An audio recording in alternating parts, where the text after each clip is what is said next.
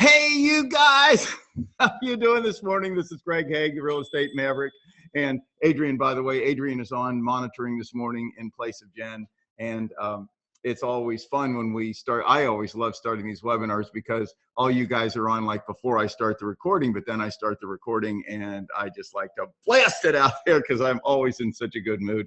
I don't know why I'm always in such a good mood. Now I'm going to check here and make sure, yep, the recording is on. We're all good. So this morning's webinar is on how to sell twice as many buyers in half the time. And I'm not kidding you. I am really going to show you how to do this. I'm going to take you through a sequence, and the climax, the culmination of the webinar is going to be a strategy that Roseanne and I developed like 20, 25 years ago. And it was just like this whole different idea we had. And Adrian, by the way, you'll want to mute out your side of the phone there. So yeah, because as Roseanne just said in the background, because I don't like to drag buyers around. I admit it, I'm a listing guy, I'm not a buyer guy. So we had to come up with a strategy that we could use to take other people and leverage their productivity. And that was the goal, and I want to talk about that.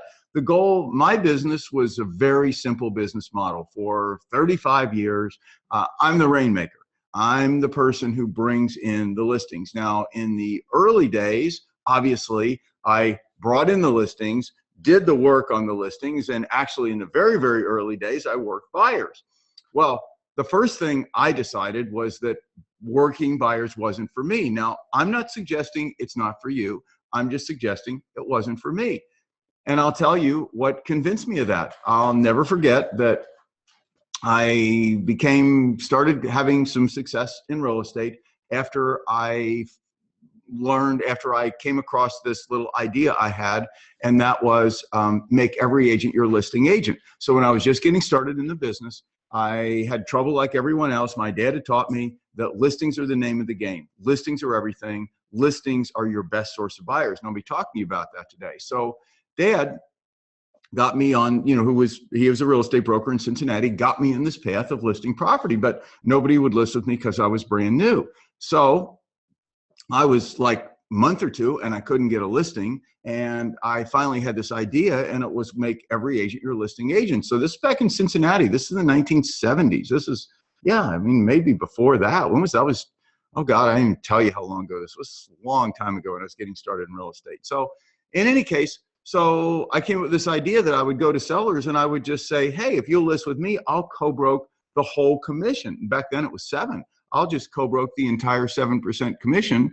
And oh, hey, Kristen, I see that's pretty cool. The chat thing just comes up with a little thing that Kristen, to all panelists, love the best. I got to stop for a second and then I'll finish the story. It's not just the vest. This morning, these cufflinks, you can see these cufflinks. Let's see if I can get them close enough to the screen. You can see HWH in these cufflinks. I decided to wear my dad's cufflinks this morning. My dad was such an inspiration to me, and I have this set of cufflinks of his, and a lot of times when I speak and do things, I do that. And so, yeah, those are really, thank you, Kristen. They really are. They're very special to me. In any case, so I came up with this idea, make every agent your listing agent. Those were the 7% days. Doesn't matter, whatever the commission is. And I went to home sellers who would not list with me before. I mean, the other ones had already listed, but new home sellers, and I had never listed a property. And I said, you list with me and I'll just co-broke the whole thing. I'll give every agent double the incentive to sell your home. I'll make nothing if it sells co-broke, but if I sell it, I make the whole 7%, and et cetera. And I figured, what have I got to lose? I got nothing to lose. Well, that got me going in real estate. I listed the next 10 properties in a row. I told people, by the way, if you're not happy at any point, just cancel. And by the way, just so you know, by the way, one of those I did sell myself. One of the 10 listings I sold myself and made 7%. It was either 3 or 4 of the home sellers bought homes through me. It was about typical of what it is today, 30 to 40%. And so I made, typical back then was to keep 4% and co-broke at 3. That was the normal drill. So I made 3 or 4 3% commissions, 1 7% commission. And, and then the rest of the listings, I did sell them and I didn't get anything, that's for sure. But those people loved it and they referred business to me. And boom, that got me started in real estate. But I was working buyers. So I started making some money, and I'll never forget, I bought this. I mean, I can picture it today. those of you that go back a ways, do you remember the Lincoln Continental, the big Lincoln Continental? Well, I bought a big Lincoln Continental. This was like this silver Lincoln Continental. I'll never forget it. It had like silver leather interior. I mean, oh my gosh, I'd never had anything like this. And it had the moonroof. This is back when sunroofs weren't moonroofs. Today, all the cars have a lot of the cars have the moonroof, sunroof. That was a big deal back then. That was like, they didn't have that technology. So sunroofs were opaque. Well, this one was one of the first ever moonroofs. I love this car. So never forget, I was so excited to take buyers. You know, I was doing everything. I was listing homes then and working buyers and running all this. So got buyers in the car. Okay, so you got to picture this. I am driving these buyers around, and I have the husband in the front seat, the wife's in the back seat with the two kids. Now the two kids are going bananas. They're going, I'm not kidding, you're going totally bananas. And I'm thinking, oh my God, my leather seats. I mean, I'm looking, I keep looking, what are they doing? They're bouncing off the ceiling, doing everything. There are fingernails everywhere. But this was the capper. This was the total capper. One of the kids was chewing gum, and through my rearview mirror, I saw him take the gum out of his mouth and stick it behind my seat. It was just like, that was it. My buyer days were over. I was not taking buyers around anymore. Not to mention the fact that I love talking. I love good conversation. Any of you, most all of you, you know, I don't know, everybody, we've got a big turnout of the webinar. A lot of you guys know me pretty well.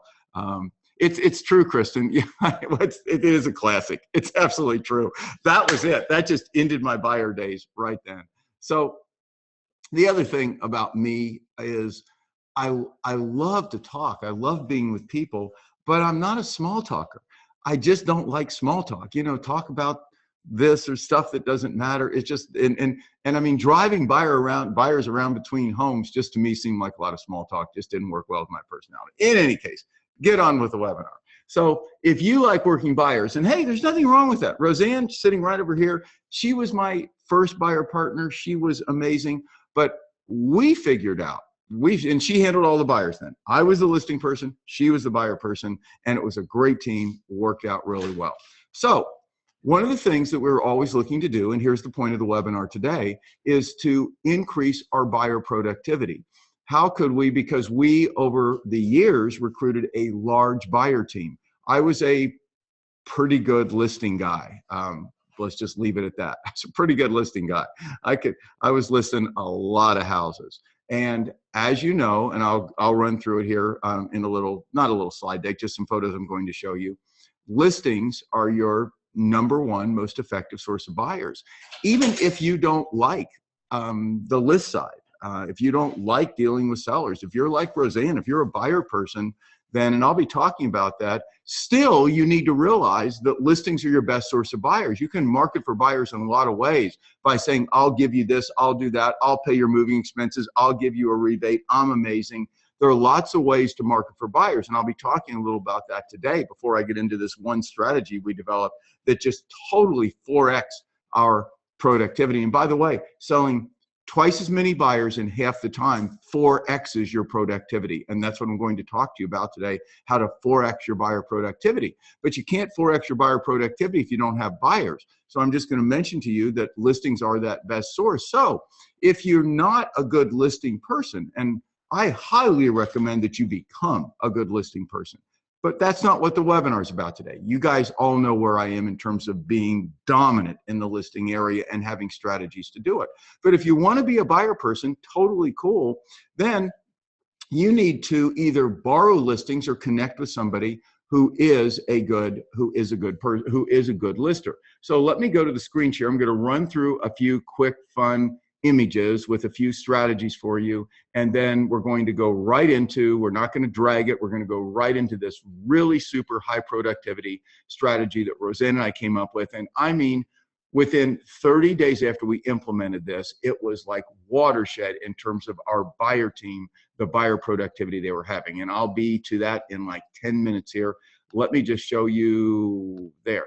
Okay, let me go on the screen share there. Okay, so buyers, are you sure? That's just a fun little cartoon there. If the seller is willing to replace the roof, add the deck, put in a fireplace, an indoor pool, extend the living room by 15 feet, and move the whole place to the other side of town, then we're definitely interested. And that, to me, is my mental view of working with buyers. But hey, guess what? We could never sell our listings if we didn't have buyers. So we're not going to be critical. We're just going to say that the buyer arena has its own problems, just like the seller arena. And whichever arena you're in, you want to become an expert. So the whole idea, first, to get started, the overview is, with everything in life, in my view, you need to have just what I set forth in the title here. You need to have the objective, the direction, and have the 5-second rule. Now, we talked about the 5-second rule. That was not something I developed. That's something developed by Mel Robbins. Mel Robbins is someone I know through NSA, National Speakers Association. She just wrote this new book called The 5-Second Rule, and I'm going to talk to you about that. It seems kind of trivial, but trust me, it's really pretty cool. So you need to have an objective. So let's say you're in the buyer arena. What would be a few objectives? So an objective would be, for example, to have a 20% share of all the buyers who buy homes in a particular area. I talk a lot about on the listing side. The objective might be in your city to become known as the first-time buyer home buying expert, and ultimately to build a business that helped 1 out of every 7 home buyers who bought in Charlotte, North Carolina, in Charlotte, South Carolina, end up to help 1 out of 7 first-time home buyers. Your company handled them. The idea is to have an objective. You can't be a generalist. Being a generalist doesn't get you anywhere. And then, so you need to say, this is who I'm going to be. This is what my objective is. And if it's in the buyer arena, then pick it. Then you need to detail your direction. How are you going to get this? How are you going to make this happen? And let's say your goal is to be the total go-to person with the total go-to team to help first-time homebuyers. And do you know that over 30% of the home sales in the U.S. last year were to first-time homebuyers? I want you to think about that. Over 30% were to first-time homebuyers. I mean, I don't think a lot of realtors understand how enormous that market is, and then that market is growing and growing and growing as more and more younger people come into the home buying arena. And with interest rates being so low, and don't tell me that because they've gone up a little bit, they're not unbelievably low. They are like still ridiculously low. So what a good time it is with the economy going the way it is, with everything being the way it is, with interest rates being low. Yeah, there's a shortage of supply. And in fact, in January, if you looked at NAR statistics, there were actually fewer sales. Sales dropped off January to January, but that wasn't because there's demand. Sales dropped off because there's so little supply. Demand is eating it up. So the bottom line is there are tons of buyers out there right now. So if you do like buyers and you want to go in that arena, you just need to say, okay, what's my plan? What's my objective? What's my direction? And then the 5-second rule. The 5-second rule, and we run across this all the time in our coaching and training. And I'm telling you, you need to listen to this. This is a big deal. At Real Estate Mavericks, in the training we do, some of our agents and they're great. They're just such good people, but they get so caught up in what about this, and what about this, and how about this, and what if I did this, and what if this went wrong? They don't act. They just don't act. And the 5-second rule, and there's a whole book on this written by Mel Robbins. She just came out with it. It's a hit book. I don't know if it's a bestseller yet, but it well may be. And that is this, that people's lives get all mucked up in indecision and lack of action. And the Navy SEALs, they do this. The Navy SEALs, part of their training is before they start moving in any direction, doing any particular thing, they count down 5, 4, 3, 2, 1, go. And Mel tells the story of how in 2008, when she and her family melted down and she lost everything and went broke, how she was just laying in bed in the morning doing absolutely nothing. I mean, she was just distraught. She didn't have direction. She didn't know what to do. Everything that she and her husband had worked for, they lost. And somehow she saw something somewhere that was just this idea of, you know, counting down. And so she made up her mind, a simple thing, that when she woke up in the morning, when her eyes opened and she became conscious, rather than just lying in bed, and just thinking, God, you know, another day, I'm just going to lay here for another hour, hitting the snooze button, she would count down 5, 4, 3, 2, 1, and get out of bed and start taking action. Well, over the last few years, she started using that with all the things that she knew she should be doing but wasn't doing. And she would just stop and she would say, I'm not going to get caught up in details. I'm not going to get caught up in indecision. And I think she was saying it's the prefrontal cortex, some part of your brain is that action, not the thinking, not the creative, but the action part of your brain. This triggers it so that you just say, objective. I have a certain objective. And the objective is to own my market with first-time home buyers. And then you say, all right, I need to have a direction. I need to have a strategy. What am I going to do? What am I going to say to do that? Okay, so maybe that is that what's the biggest problem first-time home buyers have? They don't have money. They generally don't have down payment. They probably have a job and they probably have credit. But the big problem, the biggest problem that stops them is they don't have down payment. So you say, all right, 5, 4, 3, 2, 1. I'm going to start and I'm going to spend the next 90 minutes and I'm going to study every first-time home buyer low down payment assistance program that exists federally, in my state, and locally. I'm going to spend 90 minutes and I'm just going to research the internet and find everything I can that if I were a first-time home buyer and I was a little short on down payment, what resources are there out there to help me? What resources are there out there to help me? So 5, 4, 3, 2, 1. Boom, shut down everything else, take the cell phone and just put it somewhere, put it on silent, shut it down, and just isolate for 90 minutes using 5, 4, 3, 2, 1.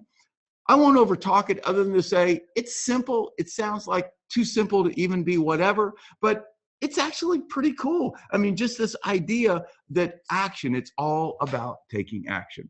Okay, so, you know, it really, in my view, comes down to whether you're a player or whether you're a fan. And again, this relates directly to, you know, I can teach you. My whole point of all this starting is I can teach you this strategy, no problem. I can tell you what we did, no problem. But if you don't act on it, if you don't make your mind up who you're going to be, what you're going to be, then it's not going to happen. It's not going to do you any good. Don't overthink it. Just go do it.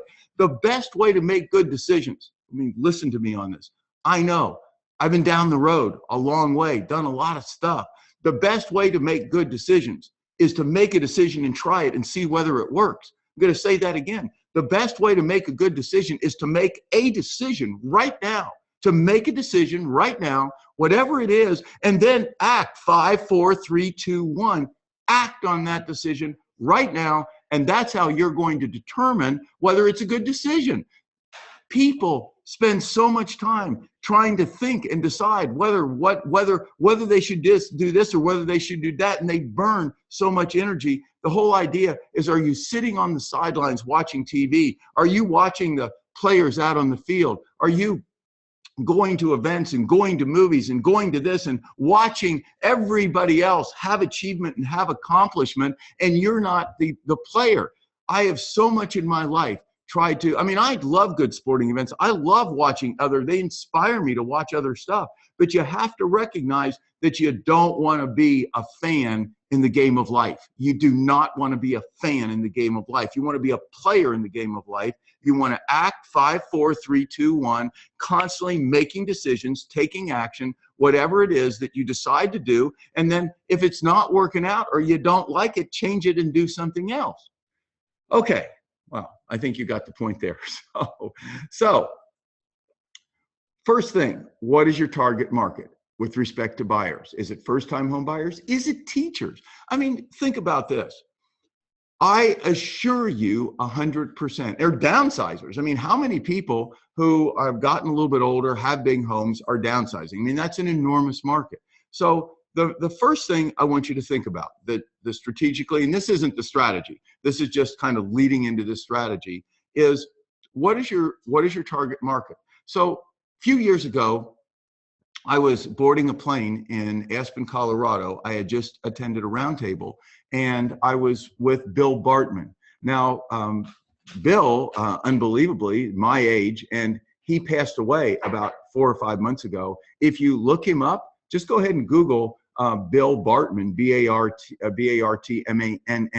and the Bartman bill in Congress. He's a mortgage guy. He was a billionaire who lost everything and then recovered and got probably $500 million back. He was in the mortgage, not the mortgage business, like the debt collection business, but he believed, he had a whole different theory, that he would buy defaulted credit card debt from Wells Fargo and other companies. And rather than haranguing these people, he would actually had a team of people that would help people who had lost, couldn't pay their bills, try to get jobs, try to find a path, try to be able to pay the debt. So instead of going after people, his theory was to try to help people. And when he would buy this defaulted credit card debt, let's say from Bank of America or Wells Fargo, his recovery rate was like double on that, as opposed to the other companies that would buy the defaulted debt and then go after and just drive people crazy and call them on the phone and threaten to sue them. And so Bill even sponsored a bill in Congress called the Bartman bill, and it was for better, more humane, more class act debt collection practices. Well, Bill and I were boarding a plane. We were at a roundtable event together, super cool guy. And he said to me, Greg, this thing you're doing. I was right then I was out on the personal development circuit. I was on a little bit of a tour teaching what I call the difference between being educated and being smart. And I was talking to Bill about how to build my audience. And he said, Greg, he said, I'm going to give you some advice that's really going to help you. He said, this concept of being smart. And he said, you can apply this to any type of business, and you guys can apply it to this story, to what you're doing. He said, think about this. He said, right now, who is it that you think could really benefit from your content and from what you're teaching? And I said, well, gosh, about anybody. I said, so many people, Bill, I think don't recognize the difference between having knowledge and being able to apply knowledge in a way that moves your needle and helps you. And I consider that to be the difference between being knowledgeable and being smart. That is, being educated and being smart. There are so many people that have very deep and rich educations. And by the way, I was one of them. Because of my dad, I was so fortunate to have a good education. But when I got out of school, got my Juris Doctorate degree, I thought I was smart, but I recognized a few years later when I crashed and burned and lost everything that I wasn't smart at all. I was really educated thanks to my dad, but I wasn't really smart. Well, so that is what inspired me on the personal development circuit to teach this difference. What is it that makes smart people? What do smart people do that people who aren't so smart don't? And if you look at the people who are successful in this world, these are people, in my view, who they may have a good education, they may not, but they are smart. They are smart. They have what's known as street smarts. Well, so bottom line is, Bill said, Greg, yes, it's true that probably everybody could benefit from that, but you're never going to have the success you want to have in that arena, in the personal development arena, unless you narrow down your market and speak more specifically to people. And this is one of the takeaways that I want to convey to you here this morning in the webinar with respect to your real estate practice. So Bill said, picture this, Greg. Presume that you're a college male, a guy who just graduated from college. You lost your girlfriend. She left you because you couldn't get a job and you're dead broke. So you've just graduated from college. You're a guy. Your girlfriend left you because you interviewed but couldn't get a job and you ran out of money and you're broke. And oh, by the way, you are living at home with your parents. You're living at home with your parents. So picture that person. I said, all right, I've got that person. He said, now, in your marketing, you say, hey, are you a college guy, a guy who just graduated from college, who's living at home with your parents, broke, can't find a job, and your girlfriend left you? Well, if that's you, then wow, I have the solution, and it's called, smarts matter. I'm going to teach you the difference between being educated and being smart, and I'm going to teach you how to, what I'm going to teach you is going to help you get a girlfriend, get out of your parents' house, and get a job, and be vibrant, happy, and wake up wildly excited every day.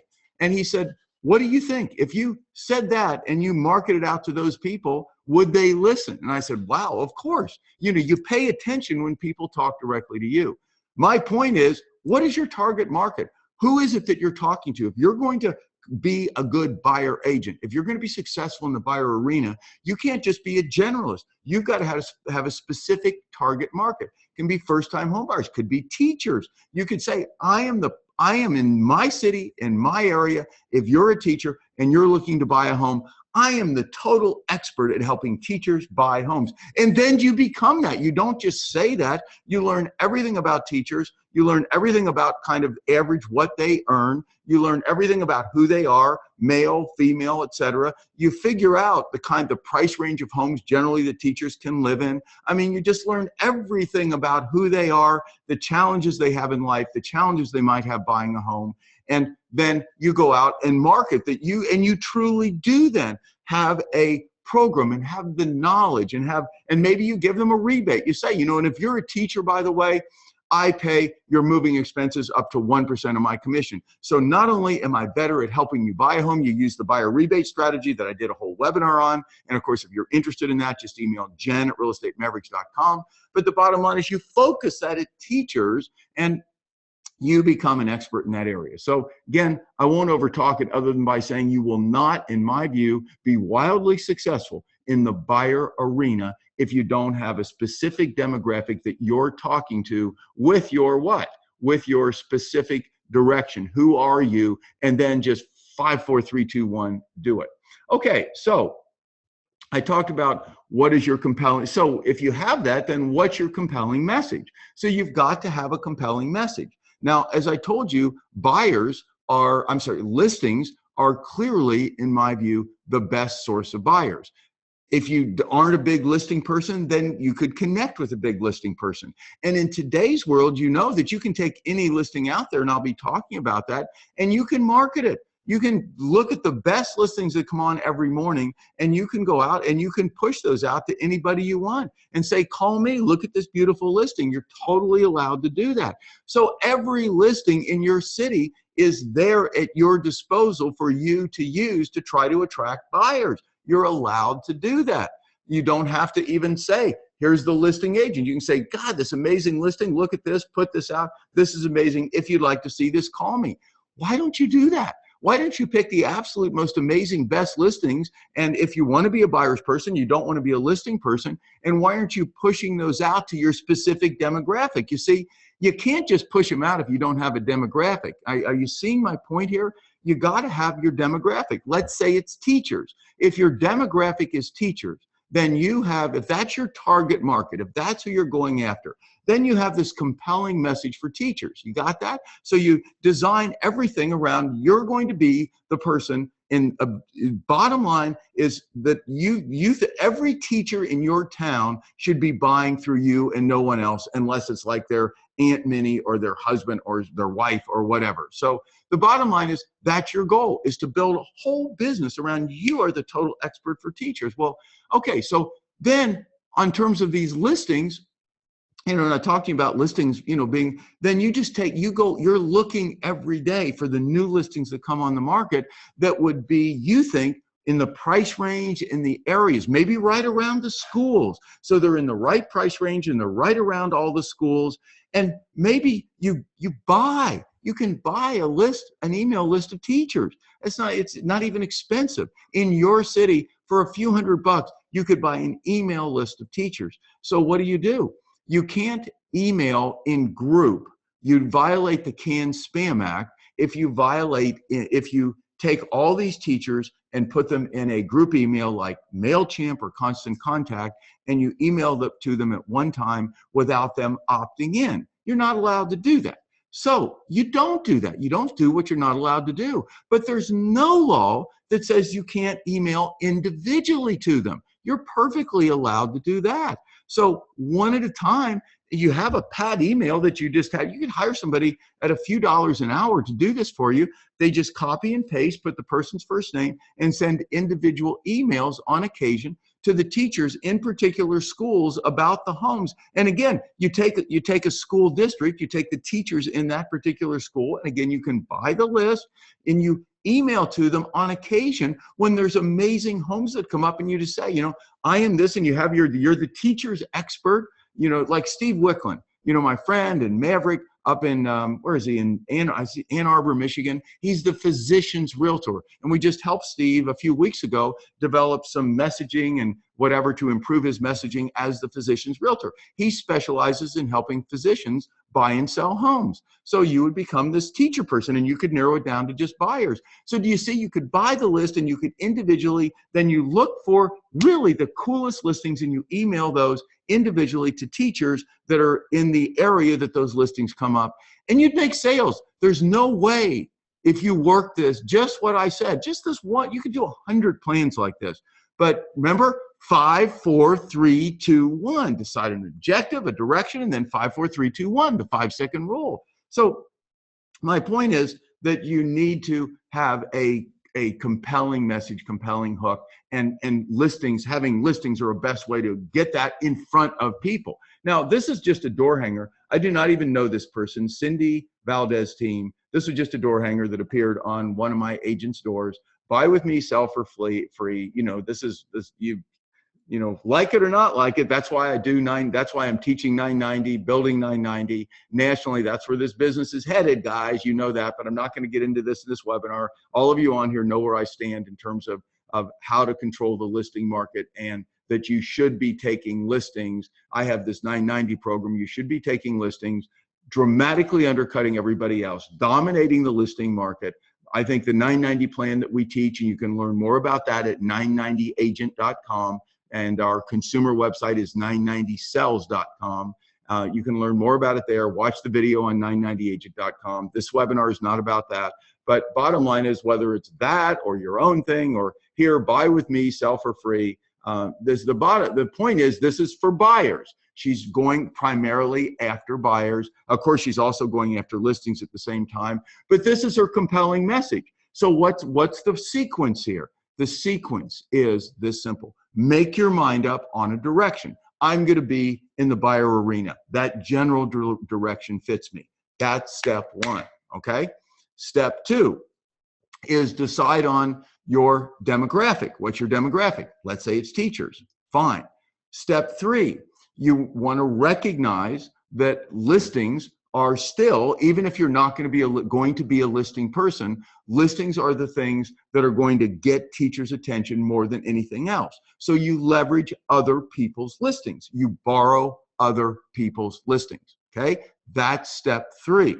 Step four is you need a compelling message. What is it that you're doing besides the fact that you're an expert, besides the fact that you're more knowledgeable, besides the fact that you're going to show teachers in your marketing that you're the person better suited to help them? You really need to have something that's even more compelling than that. That's my opinion. So you have a compelling message. Here is hers, and that is buy with me, sell for free. And that is, you know, you can list your home if you buy through her. And probably, quite frankly, this is more a listing strategy than a buyer strategy, but she's trying to attract the buyers to get the listings. And so that's her little thing. So then, I've already mentioned to you, listings are your best source of buyers, and if you can't list them, borrow them. And this is just, I had to show this morning, because this is one of the many graphics that Adrienne came up with. She's got, I don't know, 30 or 40 now that we use on Facebook to promote 990, to promote 990 sales to home sellers on our Facebook page. And this was just so cute. Rest easy when selling your home. And this is a good lesson, by the way, for all of you out there, that you want to keep your wording and your messaging simple. If you're in the buyer arena and you're going after buyers, use imagery, use fun imagery, keep your messaging very simple, very short, and just get people's attention with images. It really works a lot better than a lot of words. Okay, and now, before I get into this strategy, I'm going to tell you something. I'm going to show you something you're absolutely going to love. Now I'm hesitant to do this because it's so addictive, and so I'm actually in a little contest right now. And you out there, you guys know who. Well, I won't even say. I'm in a contest with with one of my Maverick agents, who is Ani and Chantel. Ani and Chantel in this little thing, and this is you can find this at aminstitute.com. This is a headline analyzer. So obviously, if you're going after buyers and you're using listings, whether they're yours or someone else, one of the things that's going to get people's attention is having good headlines, right? So you can go online at aminstitute.com. I found this a few weeks ago, and it analyzes your headlines, and I think it uses 3 parameters. There's it says they're intellectual, and I think it was emotional and something else. It's really pretty cool, and it analyzes your headlines, and basically it says there that if you're it says that, and for comparison, most professional copywriters' headlines will have 30 to 40% EMV words. That is, they rate 30 to 40% or more, which means that if you can do headlines that are 30 to 40%, when you're marketing to buyers, let's say you have listings or you're using other people's listings and you're marketing to buyers, that if you can get headlines that are in the 30 to 40% range, you are really doing well. Well, I played around with it a bit, and I came up with one that is 38.89%. So I was pretty proud of that. And I did a Voxer, and all the people in my little audio groups, I told them about this. And by the way, it says in here down here that the most gifted copywriters in the world will have 50 to 75% effectiveness rating here, 50 to 75%. But I thought my 38.89 was pretty good. And then Ani, a couple of days later, sends me over a little note, and he outscored me. I forget what he got. He got like a 41 or 42%. So we're going to have a little contest. I haven't been able to get to it in the last day or two. Ani, if you're on today, guess what? I'm going to smoke you. I'm going to get something close to 50%. I've made up my mind. After dinner tonight, when I get done with my work day, I'm going to spend an hour and I'm going to come up with a killer good headline.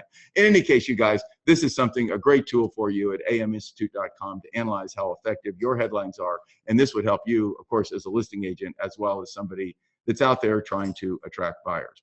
Okay, so now we're going to get into the core strategy today, and that is the pick and pitch plan. So I'm going to go off of screen share here.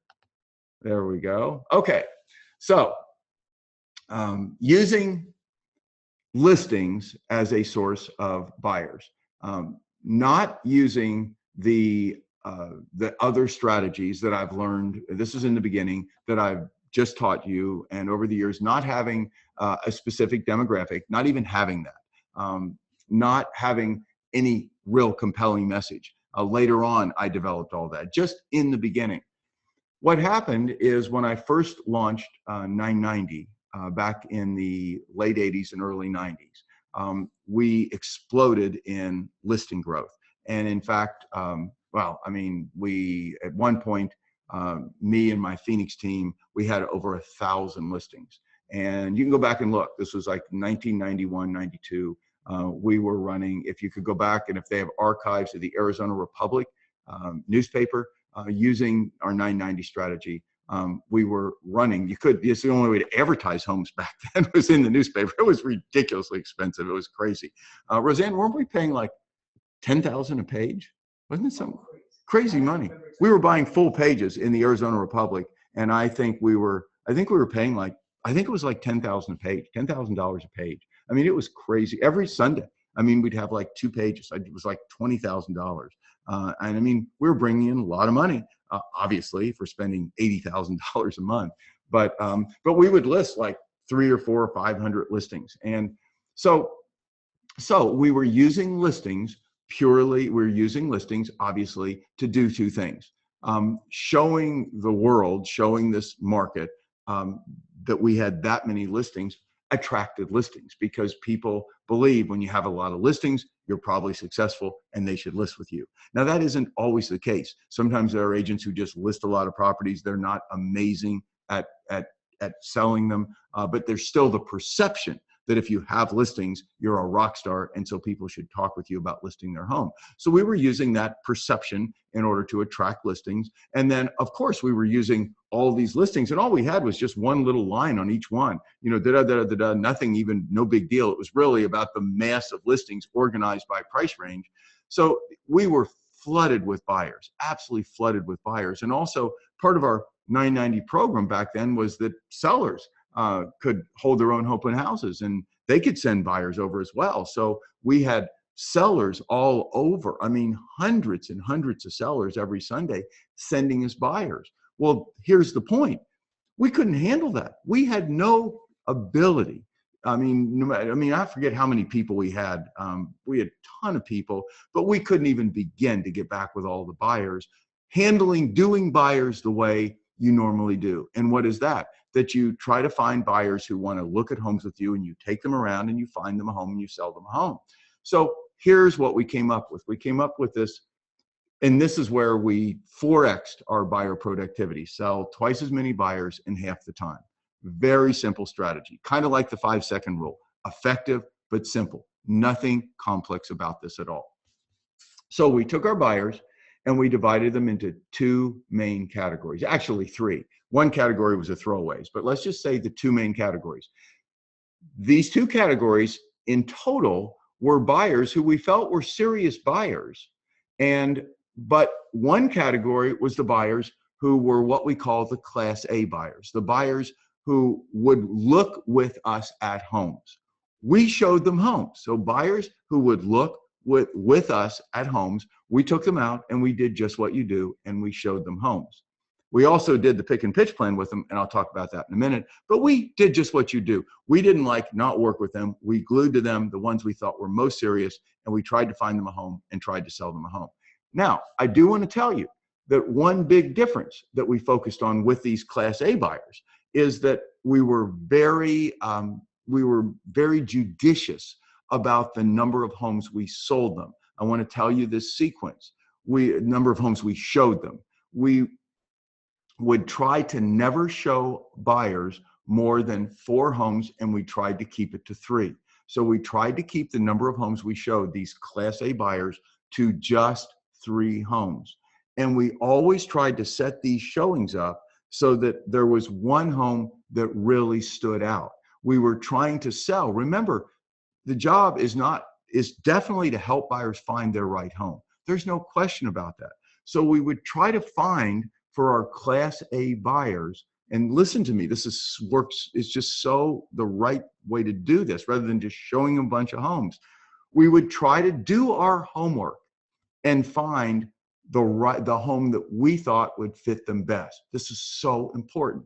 And we identified that. We would never take a buyer out just to show them homes. And I want to say that to you again. You should never take a buyer out just to look at homes.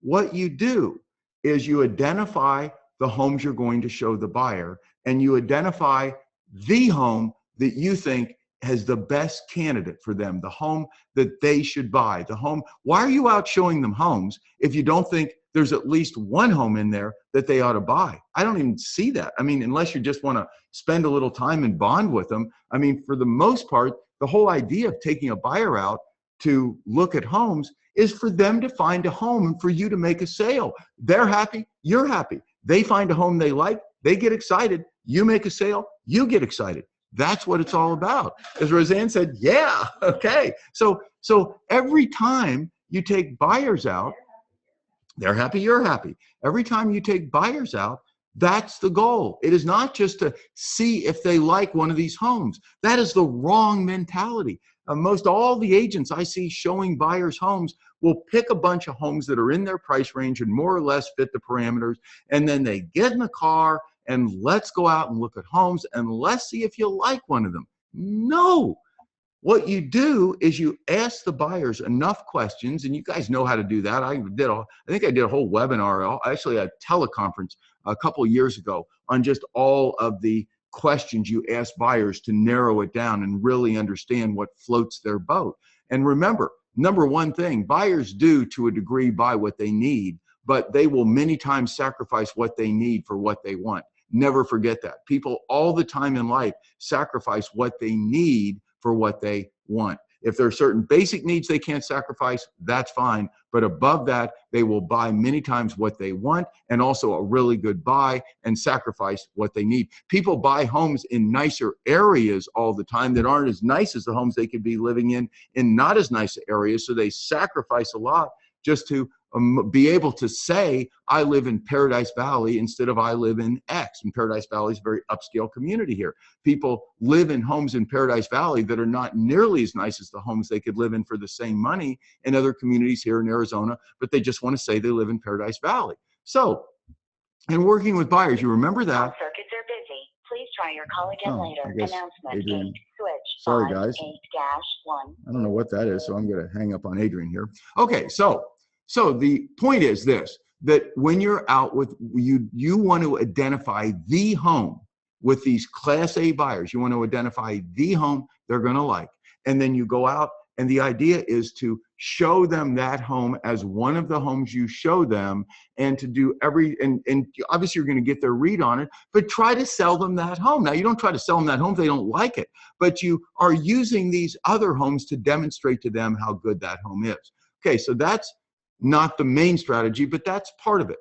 Then you have all these other buyers. And here's the thing. Why did I take you through this sequence? I took you through this sequence because if you are a person who specializes in a type of buyer and you have a certain compelling message, then you're going to collect over time a lot of people, let's say it's teachers, who don't want to go out. They're not like this minute. They're not this very minute out there looking for homes. Maybe they're okay in the home they're in, but if they could find a better home, that would be cool. And maybe at a lower interest rate in today's rates, whatever. So you aggregate these people, and maybe even they haven't even said to you that they might consider looking at a home. But what you do is this, you aggregate a list of buyers, and we call them the Class B buyers. These might be the teachers who don't want to go out and look at homes. These might just be any buyers who you met at open houses, whomever they are. These are buyers who we call our Class B buyers. And I did this a lot of times. We did this a lot of times with buyers who are looking with other agents. And you may like this or you may not, but when buyers were looking with other agents, we would many times say to them, that's great, you know, et cetera. Presuming they didn't have a buyer agency agreement, which most buyers don't. And they would come through our open houses and they would say, hey, we're working with so-and-so. And we say, that's fine, totally. And with open houses, by the way, we always honored other agents. They didn't even have to show it. If other agents wanted to send buyers to our open houses, we protected them. I mean, totally, we wanted them to do that. But the bottom line is it's not unfair to say to buyers, by the way, if you like, I'm out in the market all the time. I look for homes. I'd be glad to send you any homes that was your perfect home. If you found your perfect home, I'd be glad to send you that. And if your other agent's showing it to you or whatever, that's great. If you want to buy it from your other agent, that's fine too. But if I send you a home that really meets your parameters and you're not glued to your other agent, if you're flexible about who you look with, please consider, would you consider actually looking at it with me, just that one home? So you're not trying to take anybody away from another agent. That's wrong. And you're not even saying that they can't look at it, if you send them like this perfect home, that they can't look at it and buy it with their agent if that's what they want to do. You're just saying, if I do send you that and it's something you look at and you think you absolutely love it and you're not glued to your agent, if you're flexible about who you buy through, would you consider getting back in touch with me? A lot of people will say yes, so we put them on our list as well. And here's what it all comes down to. We call it this pick and pitch plan. It's the perfect home strategy. So we'd say to all these buyers, let me ask you, all these ones who didn't want to go out and look, let me ask you a question. If I found the perfect home, and this could be somebody who hasn't even decided to sell their home, and I mean, if somebody said that to me, I'd say yes. I mean, Roseanne and I aren't even out looking right now.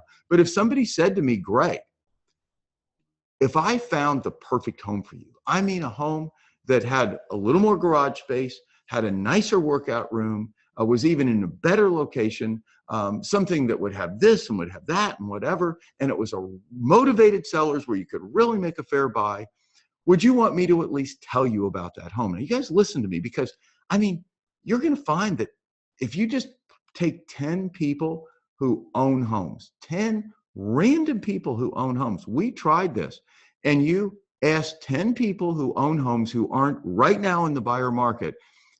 By the way, If I found a home that was a lot better than what you've got, that gave you certain benefits that are beyond what you have in the home you have now, and it was even in a better location, and it was a motivated seller where you could make a really good buy so that you could buy a home at a really good price and a home that would really even fit you better than the home you have, would you like me to just email you with a photo and a brief description of that home? Do you know how many people we did this? We would take 100 people. We did this back years ago to see what percentage would say yes. What percentage do you think said yes? 27%. 27%. Over a fourth of the people randomly chosen who own homes, over a fourth of the people randomly chosen who own homes, if you ask them, if we found you a really motivated seller with a better home at a great buy that better fit your needs, would you be interested in seeing it? Would you be interested in having us just send you the email? They say yes, 27 out of 100. Roseanne, did you have something? Oh. I'm really busy, so I'm only going to be able to call you if I find one that I think is really Oh, yeah. And as Roseanne said, one of the things we said is, by the way, I'm really busy. I'm just slam busy. And so I only have time to do that because I'm looking at homes all the time. A lot of times list homes that are unbelievable buys, and I'll only be able to, call you or email you with just this one home. But if I think it would be your perfect home with a highly motivated seller, would you be interested in having me just send you the information? And just random. We're not even talking people you meet at open houses. We're talking 100 homeowners, over 25%, if you do this and you do it right, are going to respond yes. Do you understand that that's like for every 100 homeowners in a community, you can pick up 25 potential buyers? And then here's what you do. If you're going to be a buyer person, now I'm a listing person. I spend my days out looking. When I was listing and selling, all I woke up in the morning was how I could build our listing portfolio that day. I had a team that helped me with listings, a team that worked the buyers, and my goal was I'm the listing magnet. But your goal is you're going to be the buyer magnet. You're going to be the buyer expert. You're going to be the rainmaker in buyers. And so what you do is this. It's very simple. You, and hopefully you build a buyer team that does this.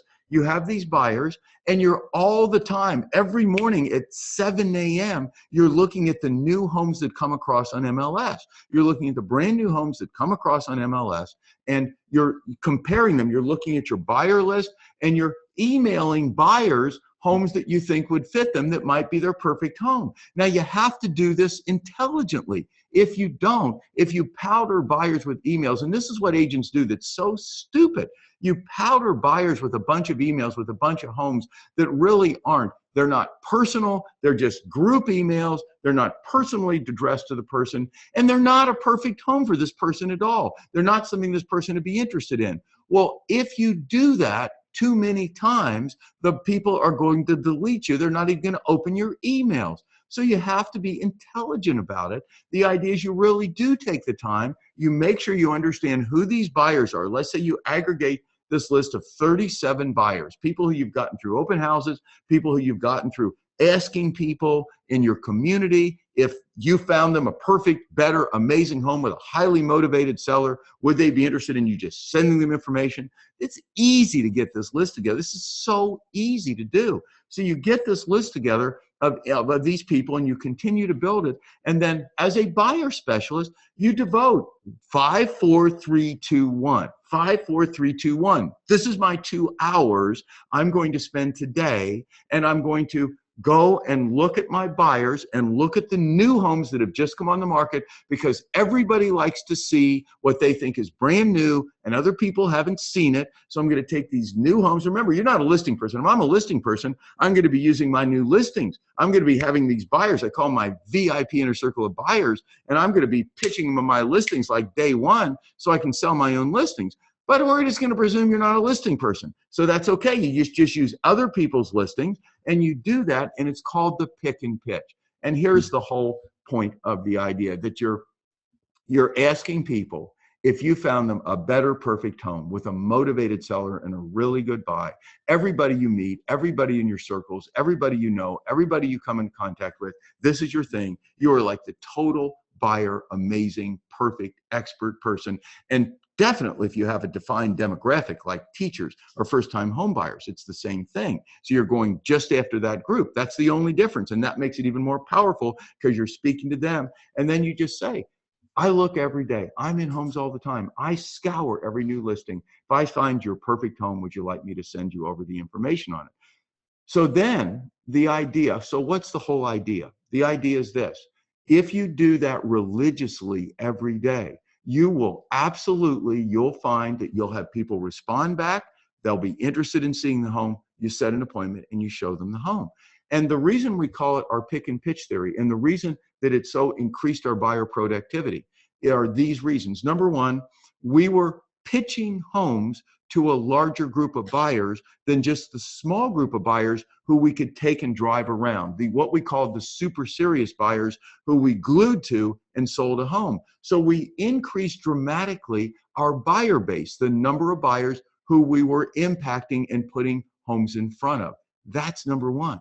Number two is we weren't putting a lot of homes in front of them. We were being intelligent about the homes we put in front of them, so there was a higher likelihood when we put a home in front of them that they would be interested in seeing it. So that increased the probability that we would make a deal from pitching a home. The probability that you'll sell a home that you've intelligently chosen for a buyer and that you only show that buyer that one home, the odds of you selling that home are much higher than the odds of you selling any one home when you're just driving buyers around showing them multiple homes. So the idea is, with the buyers who are serious, to pick a perfect home, what you think will be perfect, and have that be in the sequence and have the whole sequence set up in order to demonstrate to those buyers, that buyer who you're driving around, that this is clearly the better home for them. And you really believe it is. This isn't like doing something wrong. You really believe it is. You've done your homework. And then you take all these other buyers who aren't super serious and don't want to look with you, like go out and look around with you. This is the fun part. This is where it magnifies your productivity, and you understand what their parameters are, what would really float their boat. And you're constantly every day segregating 2 hours, 6 days a week to pitching homes, intelligently pitching homes to these buyers by sending them photos and a little comment in a personal email, from you. We found when we did this, not only did our buyer productivity increase enormously, but when we would take buyers out to homes, and we were so excited, and they almost always wanted to see him the same day. I mean, it was like, yeah, of course, I'd like to see this, like, I'll see it after work today. So we'd set up the appointment, and when they got out there, if they didn't like it, and I mean, they didn't always buy the home. I forget what our percentages are. Maybe we'd sell that home 1 out of 4 or 5 times, but that's huge. I mean, that's huge. I mean, if you're doing this every day, if your goal is in the morning, and you stay with me on this, if your goal in the morning, because you're a buyer person now, if your goal in the morning is, I'm going to, at a minimum, I'm going to show one buyer, one perfect home today. If that's all my goal is today, I am not going to go to bed at night. I'm not going to quit this morning working until I get somebody to respond to me and to say they're going to see a home with me at the end of the day. And so you just make your mind up that you're going to show one buyer, one home through this theory every day. You would sell, in my view, 1 home a week. You would sell 52 homes a year. If you do this 52 weeks a year, you'd sell 52 homes a year. And I mean, people think they can't do this. People think they can't make $500,000 in real estate. They really do. Most people, you don't even believe it. You don't believe you can really do it, but you can. It doesn't take magical sales skills. What it takes is simply having a plan, having a simple plan, following that plan, refining that plan, making that plan where that plan isn't working perfectly, changing that plan a bit. It's okay. The idea is to have an objective. Here's what I want to be. Here's what I like. Here's what would be really good for me. Here's what would fit my personality. I learned that early on in real estate. Number 2, developing a plan developing a plan to leverage what you want to do, what would get you excited.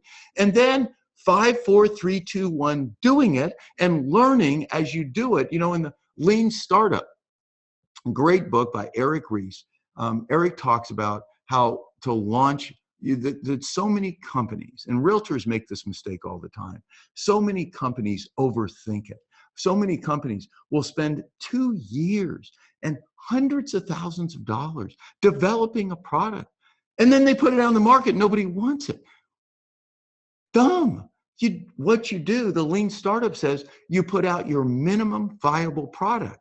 It's okay. You let people know it's even kind of a beta. Now, you don't have to do that in real estate necessarily, but if you have an idea, you put it together and do it reasonably well. You get it so it works. This whole idea of you're going to be a buyer, you're going to do pick and pitch, and you're going to focus on teachers. This is your product. This is your plan. This is your product. And then the way you learn, the way you make it better is going out and doing it. 5, 4, 3, 2, 1. Well, I hope you enjoyed that, you guys. I want to end just by saying, like I always do, that if you, number one, want any of our resources in terms of webinars, we've got stuff on buyer rebate strategy, tons of stuff relating to buyers, just email Jen, Jenn, Jenn, 2 N's, at realestatemaverics.com. Number one. Number two, if you feel like I'm contributing to your success and you think these are good ideas, I'd really just love for you to leave me a recommendation on LinkedIn, connect with me on LinkedIn. And I have a special gift for any of you who would leave me a LinkedIn recommendation today. Anyone who leaves me, and again, don't leave it if you don't like it, if you don't think I help you in these webinars, but you could go into either my personal LinkedIn, and you could go to Real Estate Mavericks, or you could go to 990 Sales. If you've left one on Mavericks, leave one on 990 Sales. Anybody who does that today, connects with me and does that today, 2 or 3 sentences, hey, Greg, your webinar rocked, love it, got a great idea out of that, whatever you want to say. I'm going to give you 2 things. Number one, we have a course on how to have an amazing LinkedIn profile. It's a video course. It's got Deborah Ferris, who's considered one of the best LinkedIn instructors in the country. It's got a half-hour interview in there with her. The stuff that she charges $2,500 to her clients is all laid right out in this video course. I'm going to give you access to that. And that would, the 2 things are the Deborah Ferris audio as well, which is in there as well. So you're going to get our whole LinkedIn course in video, and you're going to get Deborah Ferris's, and you're going to get it for free. All you have to do is go in and leave me a LinkedIn recommendation today on either 990 Sales or Real Estate Mavericks. And those are both companies that I have under my personal LinkedIn profile, which is Greg Hague on LinkedIn. So thank you guys again. You like anything else from us, Jen at realestatemaverics.com. Thank you for tuning in. And well, I'll end this webinar the way I always do, and that is I salute the Maverick in you. Bye-bye.